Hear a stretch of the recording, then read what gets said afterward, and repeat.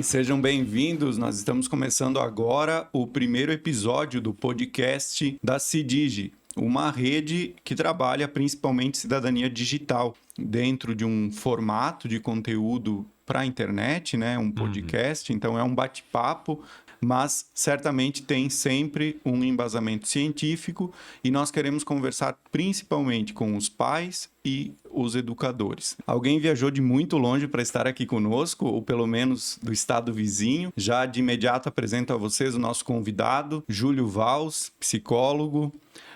Seja bem-vindo aqui à CIDIGE, é um prazer recebê-lo. André, muito obrigado, e a honra é totalmente minha de estar inaugurando contigo o podcast do CIDIGE, né? Trabalho com saúde mental desde 1986, faz bastante tempo, quase 40 anos, né? Sim. Iniciei minha vida profissional com atendimento de adolescente, droga-adicção. Quando começou o crack no Brasil, eu já estava atuando. Então, enfim, um grande prazer estar aqui, parabenizar o teu trabalho, a iniciativa de vocês com um projeto tão importante, tão necessário, especialmente porque é um projeto de reflexão. A tecnologia é um grande desafio, como é a própria vida humana, né? Mas no caso específico é um desafio que a gente ainda tem que aprender a lidar, e a cada dia tem coisas novas que a gente, né, no sentido técnico da palavra. Então, muito obrigado por estar aqui. Espero que a gente possa comunicar alguma coisa boa para as pessoas que estão nos ouvindo nesse momento, ou assistindo. Certamente, Júlio, você contribui bastante para as nossas reflexões. E se você que está nos acompanhando aqui pela primeira vez gostar desses conteúdos, na descrição aqui do vídeo nós deixamos as nossas redes sociais, os contatos do Júlio também e as referências para algumas leituras que podem aprofundar a compreensão de fenômenos que nós vamos trazer aqui. E o tema da saúde mental desperta necessidade de pensarmos políticas estratégicas com certa urgência no caso do Brasil, né? Mas antes, Júlio, eu quero falar aqui de uma das suas obras, Cuidar não é educar. É uma afirmação provocativa, uma leitura agradável, inclusive recomendo, né? Acredito que esse ainda tenha disponível. Sim, esse está disponível. Temos outros aqui, O Sentimento da Culpa, Esgotado e Aprendendo a Lidar com os Medos. Júlio, Cuidar não é educar deixa uma mensagem que para alguns pais, para alguns educadores, gera um desconforto. Como surgiu esse título e o que a nossa audiência encontra nessa leitura? Vou deixar isso contigo. Na verdade, é um título provocativo, né? Claro que educar é cuidar e cuidar é educar, mas esses anos de experiência clínica, profissional, sempre me fizeram uma inquietação muito grande na relação dos adultos com as crianças, ou o que no meu podcast a gente chama das pessoas com mais idade e as pessoas de menos idade, né? Um elemento importante que a gente tem que considerar na relação de adulto com criança é que é um convívio. É alguém que tem uma certa idade, com alguém que tem menos idade, alguém que está se deslumbrando com a vida e descobrindo coisas e fascinado com o que percebe de novidades sempre, e alguém que já passou por aquela experiência daquela criança e não dá muita bola ou não acha importante. Enfim, sempre tem um clima de tensão. Com o tempo, como todo o convívio, muitas e muitas das nossas atitudes com as crianças passam a ser mais atitudes de incomodação com o crescimento das descobertas da criança do que um acolhimento da descoberta. E aí é que se faz o divisor de águas. O que eu chamo de educar quer dizer um adulto que está incomodado com o convívio e simplesmente quer ensinar para se livrar. E o cuidar é uma atitude emocional aonde mesmo que eu me incomode, eu ainda não vou agir com a criança com a minha raiva. simplesmente. Eu vou agir com a criança com uma capacidade de parar, pensar, olhar.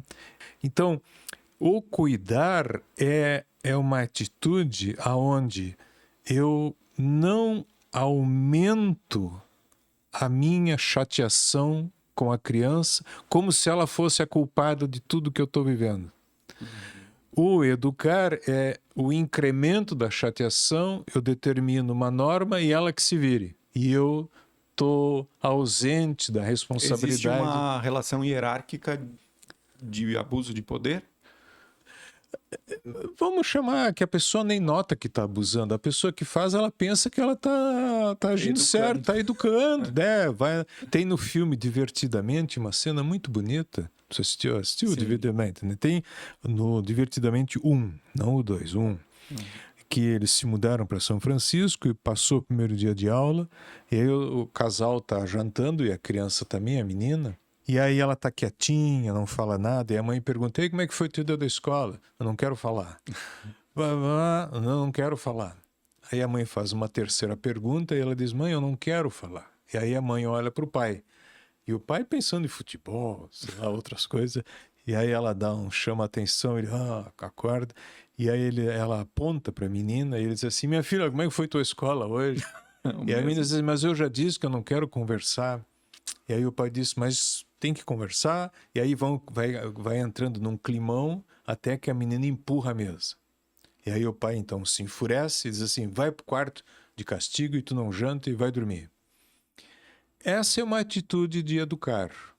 Porque se a gente olhar bem a narrativa, a mãe começou a ficar intolerante com o desejo do silêncio da menina.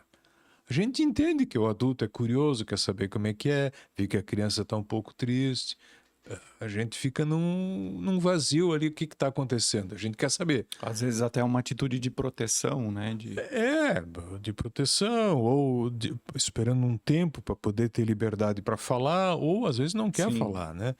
E aí o que os adultos fizeram? Os adultos ficaram intolerantes com a atitude da menina e simplesmente rejeitaram ela, enviando ela para o quarto, como se ela fosse a causadora do mal-estar que teve na mesa. Mas é o contrário, os adultos começaram a ir provocando até a hora que ela não aguentou mais. Então, o cuidar é uma atitude emocional aonde o adulto, que é mais experiente, que tem um sistema nervoso mais desenvolvido, tem condições de não ir pelo caminho de atuar o ódio, ou a raiva, ou a incomodação, colocando na criança a causadora do problema. Né? É simples. E esse livro, então, traz essas compreensões a partir da sua experiência aí, mais de 40 anos. Isso. É uma síntese daquilo tudo que eu já vivi em consultório ou clínicas, né? Sobre como que eu penso é a relação dos adultos e das crianças. E tem um capítulo específico sobre tecnologia, inclusive aqui. Né? Certo. Um dos pontos que você levantou na fala sobre cuidar não é educar diz respeito a um adulto com um sistema nervoso desenvolvido. Supostamente desenvolvido.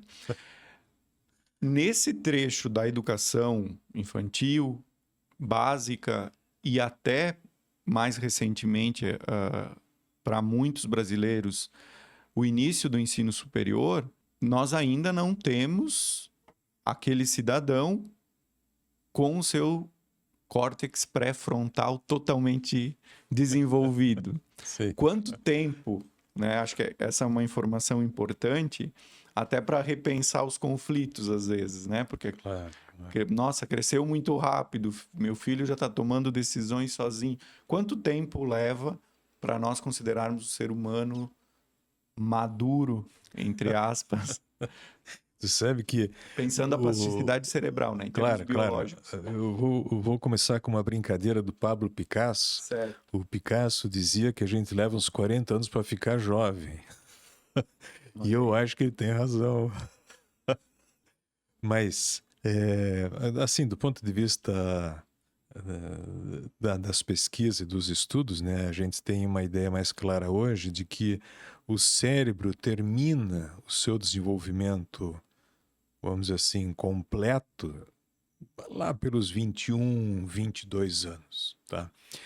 Não é incomum que o surgimento das doenças psiquiátricas clássicas, elas aconteçam lá pelos 18, 19 anos, a pessoa tem o seu primeiro surto importante, ou de esquizofrenia, ou de transtorno bipolar, ou de depressão. É no fim do período da formação cerebral que essas doenças, elas, na sua grande maioria, se exacerbam e formam o que a gente chama do diagnóstico completo, mesmo que tenha tido sintomas anteriores. Quando a gente diz o término da formação, a gente está querendo dizer o seguinte, que o sistema, ele agora formou um circuito operacional que ele está integrado, completamente integrado, né? Não quer dizer que antes não exista cognição, não exista emoção, não exista capacidade de raciocínio ou de lidar com as emoções. Mas o que a gente sabe da adolescência, no caso específico, né, é que é um período longo, vamos dizer assim, se a gente considerar meramente a biologia, é um período de 8, 9 anos de um cérebro estar fervendo o tempo todo. Sim. O tempo todo, é uma ebulição, né? É muito impressionante os estudos de ressonância magnética que mostram que o cérebro está sempre vermelho. Vermelho quer dizer em alta funcionalidade, né? Ele pode estar fervendo para alegria, como ele pode estar fervendo para timidez e, vamos dizer assim, para aspectos mais depressivos, né? Os dois polos, que são o que comumente acontece na adolescência, né? Exige uma operação muito forte, ou de expansão ou de contenção, né? Certo. E nesse processo, tanto no contexto familiar quanto da escola, tem início uma tomada de decisão, podemos dizer assim. Uma tomada de decisão continuada, né? A criança, dentro da rotina da escola, dentro da rotina familiar, escolhe se vai se preparar para uma avaliação, se vai, né, ou não. Escolhe que roupa vai usar, escolhe se vai brincar na rua ou se vai permanecer em casa.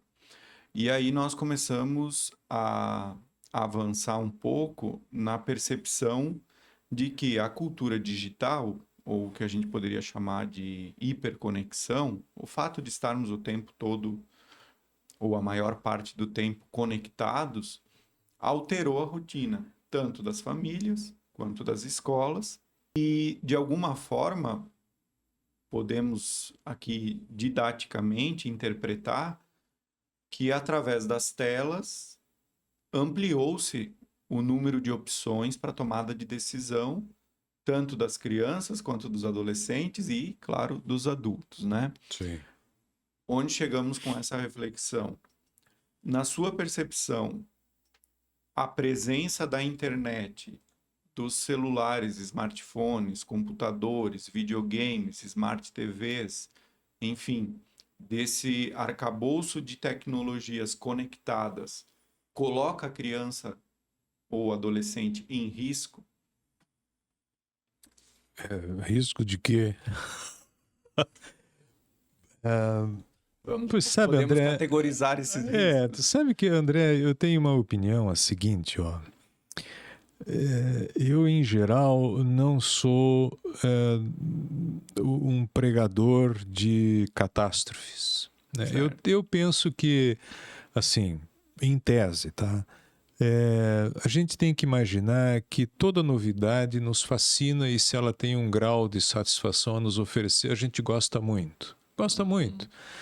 E com o tempo a gente vai se acostumando com aquilo, de repente vai vendo, poxa, isso aqui tá demais, né?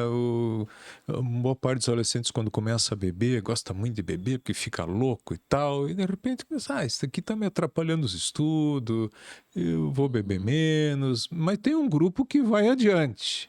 mas um percentual dos que vão adiante, em geral, é menor do que os que ficam no mundo do álcool, por exemplo. Tá? Eu vou usar essa comparação.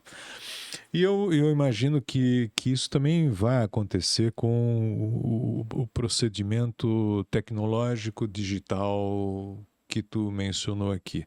A gente ainda está num período de novidade, mas tem um pequeno agravante nessa novidade, que é o seguinte, que é esta novidade, ela é sedutora no sentido de forçar, entre aspas, as crianças e os jovens a continuarem gostando daquilo sem largar. Uhum. Que é o sistema de recompensa, está sempre solicitando que tu avance um nível, no caso do jogo, ou que tu aumente tuas interações, ou, enfim, sempre tem um componente que tende a me manter com vontade de ficar ali bastante tempo, né? E talvez esse seja um grande elemento de discussão, porque os sistemas de controle dessas grandes empresas, isso os pais não conseguem fazer. É muito difícil. Isso tem que ter uma discussão na sociedade. Como que a gente vai controle agora no sentido de proteção de um ente muito grande que é a tecnologia, a Big Tech é um ente muito grande que a gente não imagina o poder que essas pessoas têm ou essas empresas têm sobre a rotina da nossa vida. Então, eu penso que é como se fosse o Davi e Golias, né? É uma coisa muito grande que está entrando como um tsunami na nossa vida e que a gente tem muita dificuldade de até avaliar o que acontece tudo. Então, primeiro, voltando à tua pergunta, né? Eu, no primeiro momento, eu tento evitar de tratar as crianças e os adolescentes como os criminosos ou alguém que não está sabendo lidar, porque a gente tem que saber que eles são quase que induzidos de uma maneira muito eficiente pelo sistema de recompensa a gostar daquilo e não gostar de mais nada. Uhum. Nós temos um grande desafio social que é despolitizar esse assunto e pensar de que aqui nós estamos entrando num espaço de invasão da vida privada e emocional e cognitiva das crianças e adolescentes com o intuito realmente de fazer o que eles chamam de engajamento. Um nome bonito, engajar a pessoa, quer dizer manter ela prisioneira do contato com o sistema operacional de uma forma permanente. Então, nós temos que saber que é uma luta de Davi e Golias, que é um negócio muito grande que está chegando aí e cada vez mais sofisticado, né? Pois é, e a curiosidade aqui já bateu em relação a como conduzir essa provocação de cuidar e de educar nesse contexto de cada vez mais conexão e, quiçá, não vou afirmar isso, vou deixar para você numa próxima reflexão, talvez, já fica o convite, mas gerenciar esses espaços que as crianças e os adolescentes convivem, muitas vezes convivem mais com as telas do que com a própria família, dividem a atenção da escola, a atenção com os professores, com as telas, né?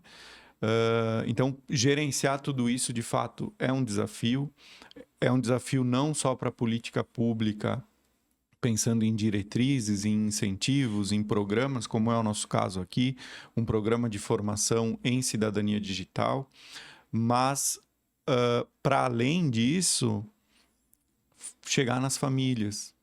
Porque me chama a atenção, e eu vou usar, por não ser da psicologia, vou usar entre aspas, mas a mim parece que você evitou usar a palavra inconsciente. né? A criança manipula o celular, se deixa engajar sem a necessária consciência das consequências que aquilo pode trazer. Até porque ela não sabe ainda, né? Não sabe, exato. Mas os pais, em muitos casos, e os professores também, desconhecem, né? Então, acreditamos, dentro das linhas de pesquisa que eu estou envolvido, acreditamos que é possível manter um convívio saudável com os algoritmos, com as tecnologias, inclusive de inteligência artificial, colocando essa tecnologia em favor da aprendizagem, né? Existem cases no Brasil e em outros países da utilização, por exemplo, da inteligência artificial generativa, né? O ChatGPT, Gemini e outros, como um agente que colabora com a formação educacional das crianças e dos adolescentes. Posso fazer uma observação claro. bacana? Inclusive está no livro aqui, a parte de tecnologia. Tu sabe que o Gutenberg, quando inventou a imprensa, ele mudou a história da humanidade, porque até o Gutenberg não existia livro. Sim. Existiam os papiros, manuscritos que estavam nos mosteiros, que os padres liam em latim ou coisa assim, mas a população, primeiro, não tinha escola, ninguém lia e não tinha livro. Então, o mundo era regido pela tradição oral. As histórias que eram contadas eram ensinadas e tal. E o tal do Gutenberg inventou o livro. E com isso surgiu a necessidade da escola. Porque para as pessoas lerem, elas tinham que aprender a ler, inclusive. E criou uma narrativa capaz de atravessar gerações. Isso. Então, o que nós estamos vivendo hoje é um segundo Gutenberg. É uma mudança de padrão aonde o que antes era narrativa oral passou a ser uma narrativa escrita e agora é uma narrativa visual, onde o olhar e o olho é demandado na imagem, não mais na letra, tá entendendo? Então isso é uma grande revolução na história da humanidade. Então talvez essa seja grande no sentido de formação cultural, é a terceira grande mudança na história. Antes era a pintura nas cavernas. Sim. Depois a tradição oral, depois a tradição escrita, hoje é a tradição digital. E nessa tradição digital, Júlio, excelente a tua colocação, do homem tipográfico para o homem contemporâneo, existe talvez a maior revolução epistêmica da história conhecida. Porque a partir da inteligência artificial generativa, nós não somos mais, enquanto humanos, os únicos a produzir conhecimento capaz de ser transmitido, reciclado, reinventado. Os computadores também passam a fazer isso. Então, nós temos um novo capítulo na história do conhecimento, né? E aí, certamente, a escola precisa repensar o seu papel. Compreenda o momento, né? É necessário subsidiar a nós, educadores, com elementos para que a gente consiga dizer para o estudante, olha, agora você guarda o smartphone porque você precisa, né, dar atenção para a experiência, para a aula que está em curso. E muitas vezes isso gera atritos, né? O adolescente se sente invadido, o adulto se sente invadido, a criança, enfim, e o celular, de fato, em alguns contextos atrapalha, sequestra a atenção, a capacidade de atenção sustentada, que é imprescindível para a aprendizagem. Mas é necessário que, para além de proibir, consigamos construir estratégias de formação continuada de professores, de diretrizes para a cultura digital, para a cidadania digital, para que se faça uma integração desses ecossistemas, ou como alguns autores preferem, dessas ecologias conectivas, para que elas colaborem numa aprendizagem que não é mais aquela que foi necessária no homem tipográfico, decorar os conteúdos, conhecer a literatura, isso hoje já está disponível. O desafio parece, no contexto da educação, a partir destas informações disponíveis, considerando os desafios que nós temos hoje, de que forma a sua formação humana, cultural, colabora para termos soluções, colabora para sua formação intelectual, né? Então, é um segundo momento, ou um terceiro, como você coloca. A apropriação dos conteúdos está dada, né? Tanto que a pandemia nos incentivou a perceber que a presença síncrona de 40 pessoas sentadas no mesmo ambiente com um professor nem sempre é o melhor modelo para a educação. É necessário, estamos em transição cultural, mas temos sim, certamente, aí um grande cenário para repensar estratégias de educação, de formação, e como diz o Máximo de Felice, talvez precisemos lançar mão de estratégias de desescolarização. Não no sentido clássico da pedagogia. Não é tirar o jovem da escola, mas é colocá-lo num outro contexto de aprendizagem em que nós consigamos abandonar um pouco as características da escola atual. Por aí eu gostaria de discutir melhor com você, Júlio, essas questões que acabaram passando um pouco desapercebidas aqui, talvez, no nosso primeiro bate-papo, em relação às consequências, né? Você falou as consequências do uso excessivo das telas, né? Que entendi muito bem a sua ponderação na analogia com o alcoolismo, né? Não é porque estão usando o tempo todo que estamos diante de um cenário apocalíptico. Não é esse o caminho. Mas acredito que a psicologia e a sua experiência possam nos ajudar muito a perceber como tornar esse convívio mais saudável. Para encerrarmos esse primeiro episódio, Júlio, eu sei que você circula bastante aí pelas escolas, assim como eu tenho buscado fazer, estar sempre em contato com a realidade da educação, né? Sei que você também valoriza muito essa prática, esse contato com o locus, né? Com o ambiente de pesquisa, de reflexão. Quais os desafios, né? Porque a gente falou aqui de cenários talvez até mais propícios ao futuro do desenvolvimento da cultura digital. Hoje, quando você chega numa escola, quando você visita um grupo de educadores, ou quando atende um pai, um adolescente em seus consultórios, aí na sua rotina profissional, quais são os principais desafios que eles te colocam? Assim, muito interessante tua pergunta. Eu vou tentar sinteticamente dizer o seguinte: apesar de eles me colocarem alguns desafios, eu às vezes acho que os desafios que eles colocam não são os corretos. Não que eu esteja certo, mas no sentido de... por exemplo, uma criança está com um problema na escola, não está aprendendo, ou está agressivo, enfim, sempre foi uma criança estudiosa e de repente começou a ter problema. E aí cai no ouvido da escola que o problema dessa criança é porque o pai e a mãe dele estão se separando. Então o pai e a mãe estão se separando, consequentemente desestruturação da família, criança com sintoma X e tal. E aí eu digo, olha, quem sabe vai conversar com a criança. Não, mas a gente já sabe qual é que é o problema. Eu disse, não, mas conversa com ela. Vamos lá conversar e a criança diz o seguinte, se eu contar para ti, tu não conta para ninguém?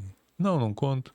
Eu quero dizer o seguinte, que eu gosto da fulana da 7ª A, falei pro meu amigo, ele foi lá e pegou ela antes que eu. As primeiras paixões. O que eu quero dizer com isso em resposta à tua colocação? O grande desafio humano mesmo, André, é a gente não saber antes.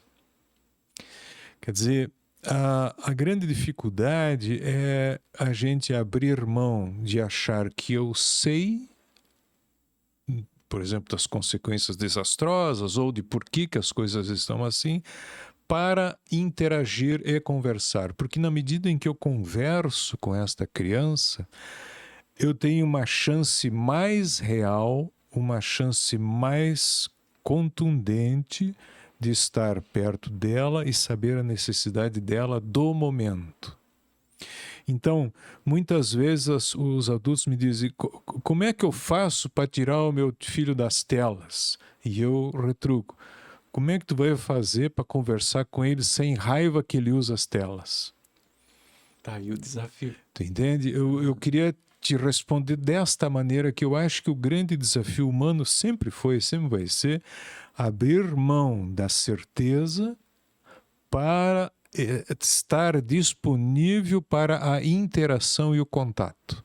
Esse é o grande desafio. E às vezes esse diálogo pode surpreender com soluções mais simples. Provavelmente Melhorando o problema vai ficar menor e ao alcance de uma solução real. Sim.